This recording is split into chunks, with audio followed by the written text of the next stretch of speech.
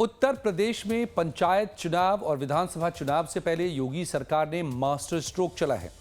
योगी सरकार ने पंचायत चुनाव से पहले बड़ा सामाजिक और राजनीतिक दांव चलते हुए समर्पित पिछड़ा वर्ग आयोग के गठन को मंजूरी दे दी है।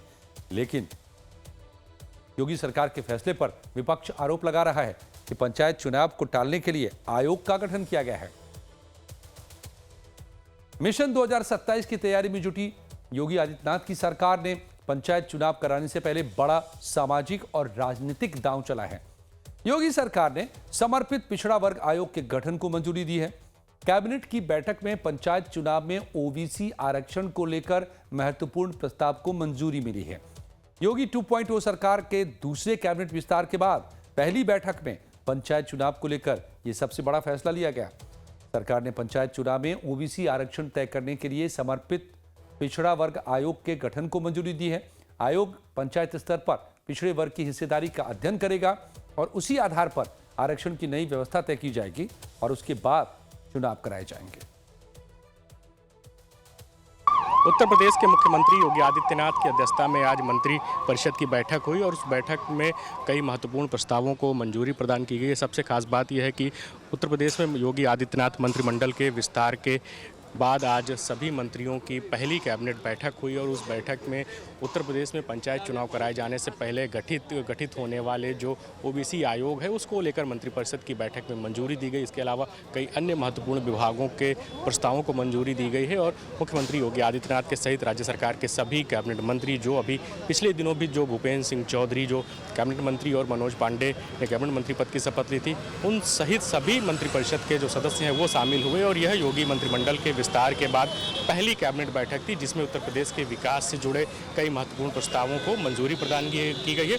इसके अलावा हाईकोर्ट के निर्देश के बाद उत्तर प्रदेश में पंचायत चुनाव कराए जाने से पहले तमाम पंचायतों में जो आरक्षण का वर्गीकरण किया जाना है और उसको लेकर जो डेडिकेटेड ओबीसी आयोग है उसको लेकर मंत्रिपरिषद की बैठक में मंजूरी प्रदान की गई है। और सरकार का दावा है कि कैबिनेट का यह फैसला कोर्ट के आदेश के मुताबिक है और इससे सामाजिक न्याय को मजबूती मिलेगी।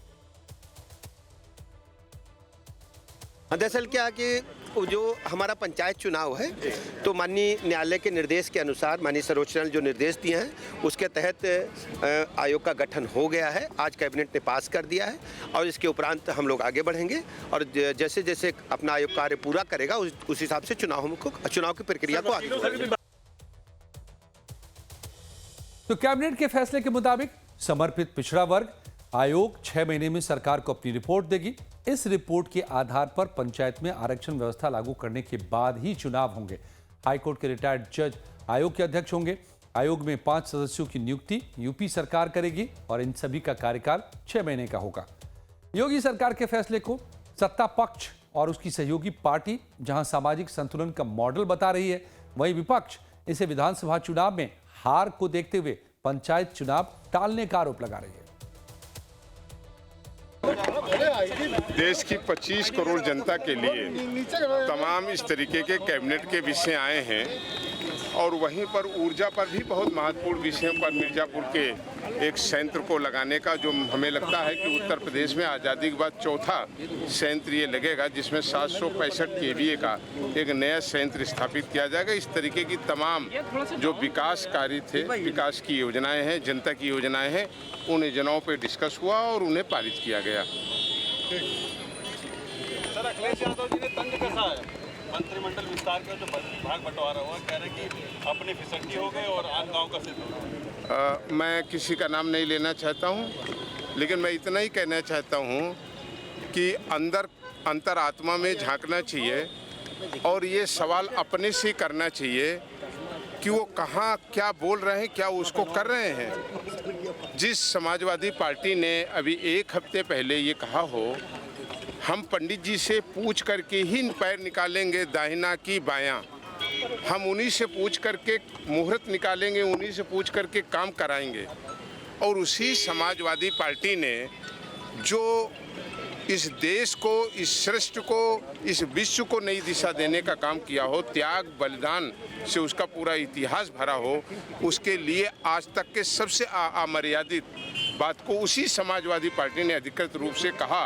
मैं पूछना चाहता हूँ समाजवादी पार्टी से कि पहला बयान सही है कि दूसरा बयान सही है, पहले इसको स्पष्ट कर दे समाजवादी पार्टी।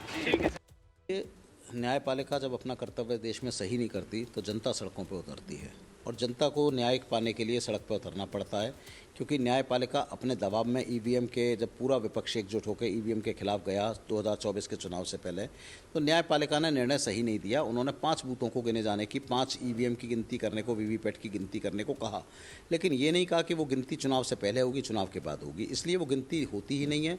60-70% जगह गिनती होती नहीं है। जहाँ गिनती होती भी है तो उसका कोई अर्थ नहीं है, क्योंकि अगर 5 बूथ में गलती मिलेगी तो भी चुनाव पे असर नहीं पड़ेगा, चुनाव कैंसिल नहीं होगा। तो आज मूल प्रश्न है कि आप वीवीपैट की पर्ची क्यों नहीं गिनवा रहे? ऐसा कौन सा देश में विडंबना आ जाएगी अगर वीवीपैट की पर्चियाँ 2 दिन गिनने में समय लग जाए? तो कौन सी देश की सरकार पर असर पड़ेगा? मूल है कि आपको पूरी के पूरे चुनाव पर कब्जा करना है, आपको लोकतंत्र को बर्बाद करना है, आपको ईवीएम में हैकिंग सेटिंग करके, ईवीएम में सेटिंग होती है, उस पर्टिकुलर डे पे जो आप वोट डालेंगे वो भाजपा के खाते में चला जाएगा, भाजपा कहीं 1 नंबर पे, कहीं 4 नंबर पे। ये ईवीएम में सेटिंग करने के लिए चुनाव आयोग के लोग जो जाते हैं उन्हें भी पता नहीं होता, ये एक सेंट्रलाइज सिस्टम से होती है। हुजूर आते आते बहुत देर कर दी। अब तो एमएलसी का चुनाव आने वाला है, एमएलसी के बाद विधानसभा का चुनाव आने वाला है, तो चुनाव कब कराएंगे? देखिए, पूरी तरीके से सरकार ने, चूँकि इनकी जाती हुई सरकार है और पंचायत के चुनाव में अगर ये करा लेते हैं पहले, तो चुनाव में बुरी तरीके से शिकस्त इनकी मिलनी तय है। जनता परेशान है।